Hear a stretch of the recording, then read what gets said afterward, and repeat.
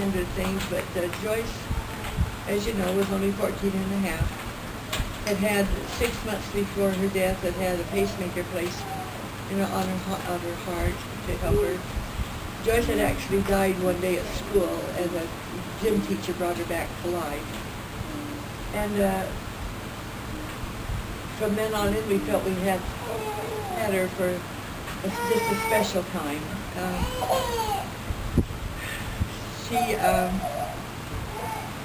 The day that we went up to get Danielle had been up in Paradise Pines with Lois and Bonnie, and we were going up there to get him. And there was Gail and Joyce in the car, and I could remember feeling and knowing that I was riding with death. For some reason, I knew death was going to happen, but I thought it was going to be me. And I prayed that we would arrive safely at Paradise before anything like this happened, so that everything would be okay. And when we got up to Paradise, Joyce said, "Mom, let me just get out of the car and call them and tell them that we're on our way."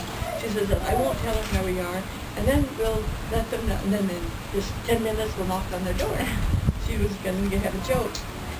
Well, she got out of the car and got onto the phone, and then she had this massive heart attack, and it took her instantly, right there on the street. And we had them call 911, or an ambulance actually. We were at a service station, and they called 911, and the ambulance came and took her over to the hospital. And I wasn't too sure where the hospital was there in Paradise, but I knew approximately. So I headed towards that. And we got there, and the doctors had worked with her. It was interesting that most of the doctors were gone, but the LDS doctor was on hand.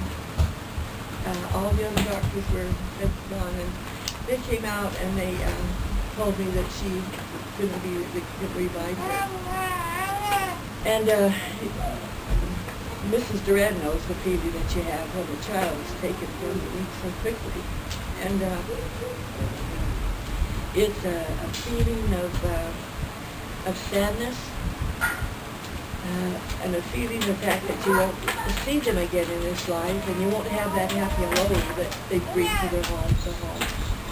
But there was a feeling of total comfort that came over me, total comfort, and that everything was going to be okay.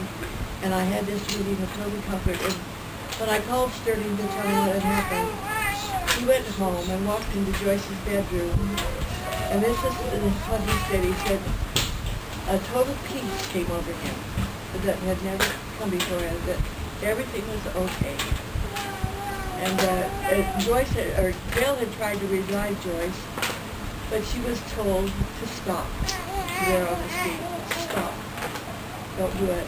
She felt that was Joyce telling her to do this. And everything was fine.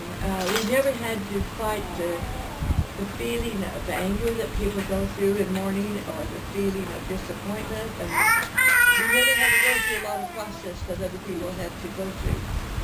It was, like I said, the Lord gave us total peace and total comfort. And it was a blessing to us, both of us. I don't know, you children have different feelings. I know, and you